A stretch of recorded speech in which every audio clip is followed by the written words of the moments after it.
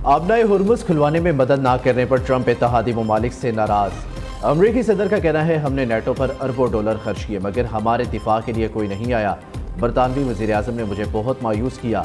हम 40 साल से आपकी हिफाजत कर रहे हैं, अब आप इस जंग में शामिल नहीं होना चाहते। आबनाए हुर्मुज़ में वो ममालिक भी मदद के लिए तैयार नहीं जिनकी कई बरसों तक हमने मदद की।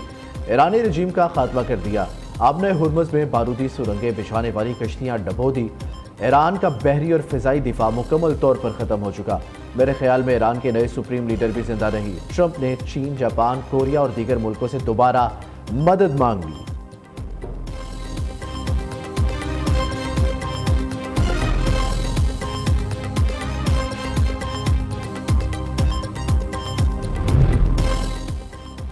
बरतानिया के बाद यूरोपीय मुल्कों का भी ईरान के खिलाफ जंग में शामिल होने से साफ इनकार। आबनाए हुर्मुज़ में किसी भी जंगी ऑपरेशन में हिस्सा नहीं लेंगे। कशीदगी कम करने के लिए सफारतकारी ही बेहतरीन रास्ता है। यूरोपीय यूनियन के रहनुमाओं की मुश्तरका प्रेस कॉन्फ्रेंस। बरतानवी वज़ीर-ए-आज़म ने भी गुज़िश्ता रोज़ ईरान के खिलाफ जंग में शामिल होने से इनकार कर दिया था। फ्रांस, जर्मनी, यूनान, इटली, जापान और जनूबी कोरिया की भी ट्रंप को नो लिफ्ट।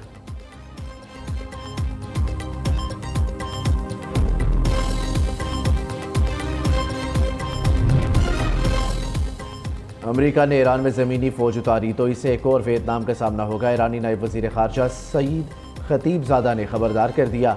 कहा ईरान जब तक ज़रूरत हो लड़ने के लिए तैयार है। ईरान फ़िलहाल सफारती हल पर तवज्जो नहीं दे रहा। दूसरी जानिब ईरान की अमेरिका से ताज़ा राब्तों की तरदीद। ईरानी वज़ीर ख़ारजा अब्बास अराग़ची के मुताबिक अमरीकी नुमाइंदा ख़ुसूसी से राब्ता हमले से पहले हुआ था।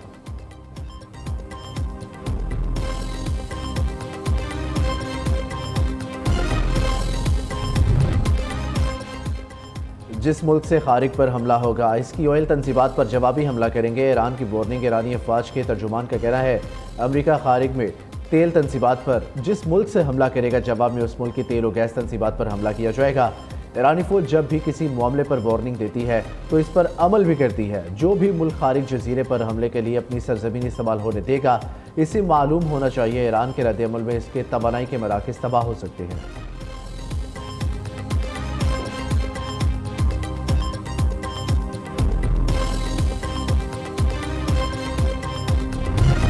ईरान पर अमरीकी और इसराइली जारियत मुज़ाकरात के दौरान धोखे से की गई हमलों में इनकलाब इस्लामी के कई रहनुमा और फौजी अफसरान शहीद हुए। ईरानी कौमी सलामती के मुशीर अली लारेजानी का इस्लामी ममालिक के सरबराहान और मुसलमानों के नाम पैगाम। कहा ईरान बड़े शैतान और अमरीका छोटे शैतान इसराइल के खिलाफ मुज़ाहमत के रास्ते पर गामज़न है।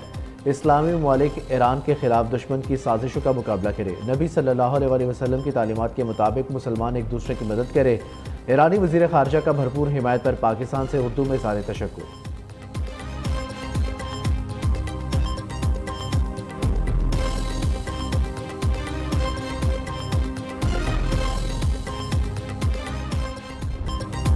ईरान की ऑपरेशन वादा सादिक 4 की 56वीं लहर। अमरीकी अड्डों और इसराइली अहदाफ पर मुसलसल हमले जारी।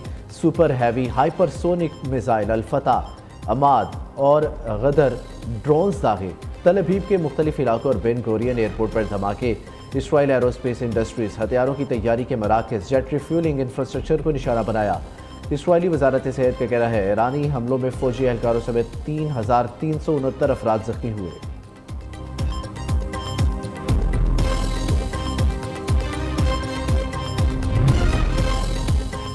ऑपरेशन ग़ज़ब लिल हक़ में पाक अफ़वाज के अफगानिस्तान में बड़े कामयाब फ़िज़ाई हमले। काबुल और नंगरहार में अफ़गान तालिबान की फ़ौजी तनसीबात को निशाना बनाया गया। काबुल में 2 मुकामात पर टेक्निकल सपोर्ट, इंफ्रास्ट्रक्चर और एमुनेशन स्टोरेज को तबाह कर दिया गया। नंगरहार में 4 मुकामात पर अफ़गान तालिबान की मिलिट्री तनसीबात को कामयाबी से निशाना बनाया।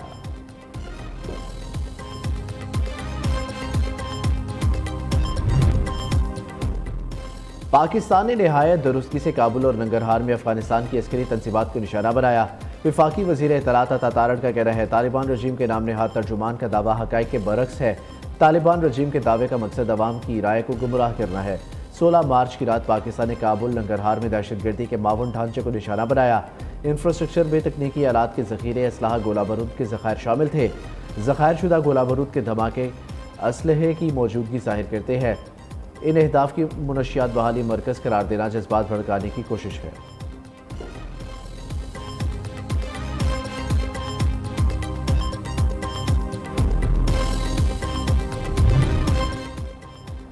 افغان طالبان عالمی امن کے لیے سنگین خطرہ قرار، اقوام متحدہ کی سلامتی کونسل کا 22 طالبان رہنماؤں پر پابندیاں برقرار رکھنے کا فیصلہ۔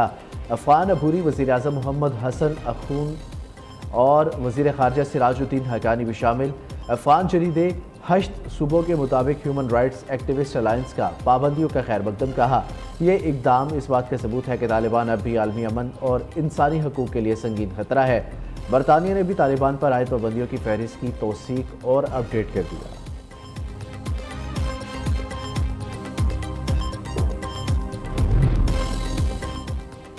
پاکستان سٹاک ایکسچینج میں تیزی، کاروبار کے آغاز پر 2198 پوائنٹس کا اضافہ، انڈیکس 1,50,000 1,51,000 کی سطح بحال کرنے میں کامیاب، KSE 100 انڈیکس 1,51,377 پوائنٹس پر ٹریڈ کر رہا ہے۔ وزیر اعظم کی کفایت شعاری مہم پر عمل درآمد کے لیے تیسرے فریق سے آڈٹ کی ہدایت، پاک ایپ میں تیل کی شکایات کے لیے نیا فیچر بھی متعارف کرا دیا، ملک میں پیٹرولیم مصنوعات کی مناسب مقدار موجود ہے، قومی سطح پر کفایت شعاری اور بچت کے لیے اقدامات کا نفاذ ہو چکا، عوام کو ریلیف دینے کے اقدامات پر مشاورت جاری ہے۔ وزیر اعظم کا ملکی معیشت کے استحکام کے حوالے سے جائزہ اجلاس سے خطاب، شہباز شریف نے کہا حکومت کسی بھی قسم کی صورتحال سے نمٹنے کے لیے تیار ہے۔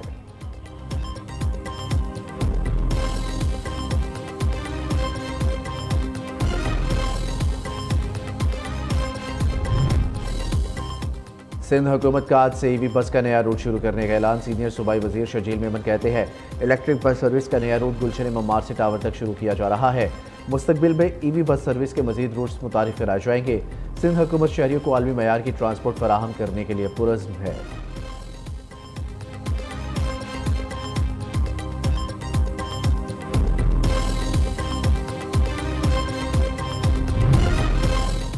پاکستانیوں کے لیے خوشخبری، ملک میں عید الفطر پر موسم خوشگوار رہے گا۔ 17 سے 25 مارچ تک پنجاب، خیبر پختونخوا، بلوچستان، کشمیر اور گلگت بلتستان میں بارشوں کا امکان، مالم جبہ اور کلام میں برف باری سے ہر شہر نے سفید چادر اوڑھ لی۔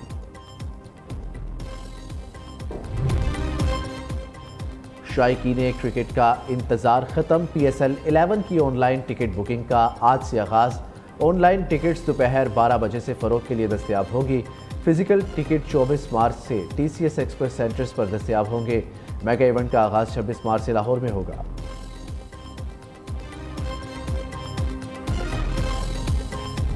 وَلَا تَحْسَبَنَّ الَّذِينَ قُتِلُوا فِي سَبِيلِ اللَّهِ أَمْوَاتًا۔